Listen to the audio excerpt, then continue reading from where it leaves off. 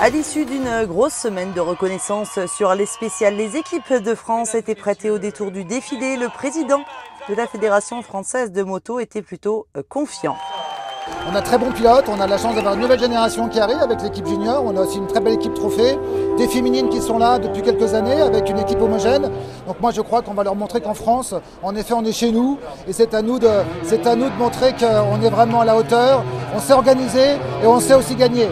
Et quel plaisir de retrouver les ISDE en France. La dernière fois, on s'en souvient, c'était en 2017 à Brive avec des résultats exceptionnels de la part de nos Français. Souvenez-vous, les trophées et les juniors avaient gagné, les filles avaient terminé 3e et on n'en espère pas moins pour cette 96e édition ici au Puy-en-Velay.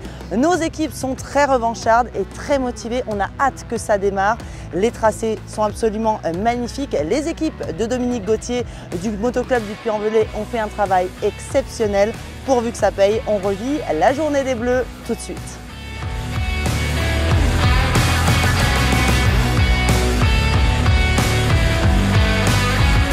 Ce matin, comme ce sera le cas demain aussi, l'échauffement était très important puisque le premier chrono allait tomber quelques minutes seulement après le départ.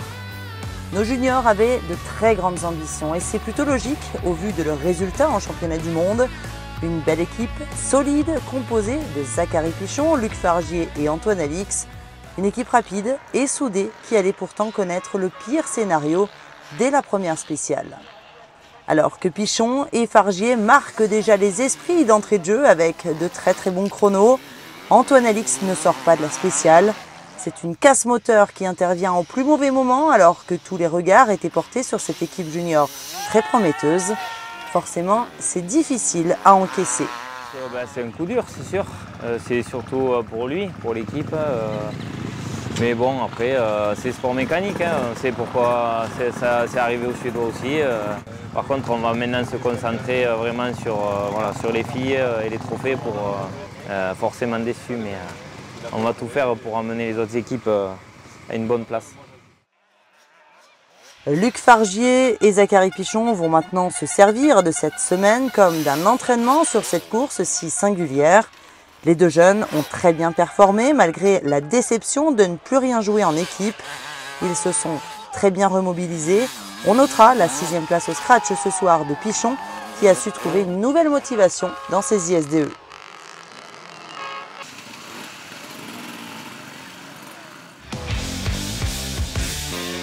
Du côté des féminines, c'est une très belle journée de la part de Justine Martel, Elodie Chaplot et Marine Lemoine qui sont 3e ce soir. Elles ont roulé sans faire de faute et ont pleinement rempli leur contrat. En roulant avec des temps assez serrés, elles forment une équipe très homogène. Si Marine Lemoine, rookie sur les ISDE, stressait un peu sur la mécanique du soir, elle s'en est plutôt bien sortie. Pour Justine Martel et Elodie Chaplot qui comptent 2 sélections et un peu plus d'expérience, tout s'est bien déroulé aussi. 10, 12 et 13e ce soir, nos féminines doivent continuer sur cette lancée. Ce sont les États-Unis qui mènent la danse devant la Grande-Bretagne et la France.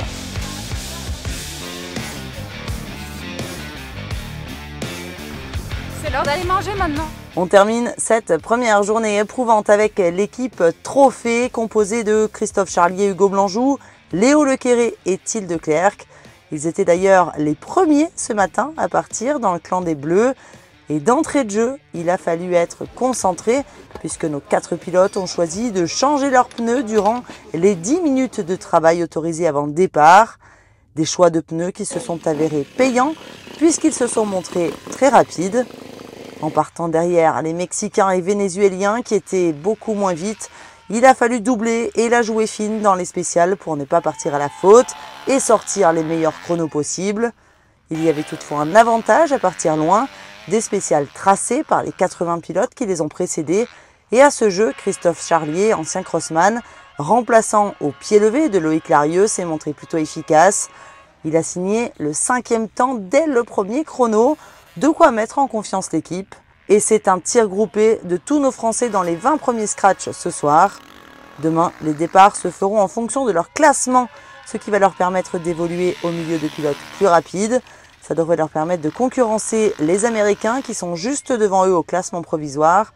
La France est 5e, derrière l'Espagne, l'Italie, l'Angleterre et les USA. Au programme demain sur cette seconde journée des 96e ISDE au Puy-en-Velay, le même parcours, direction Langeac donc, avant de partir sur Langogne pour les journées 3 et 4. Bye bye.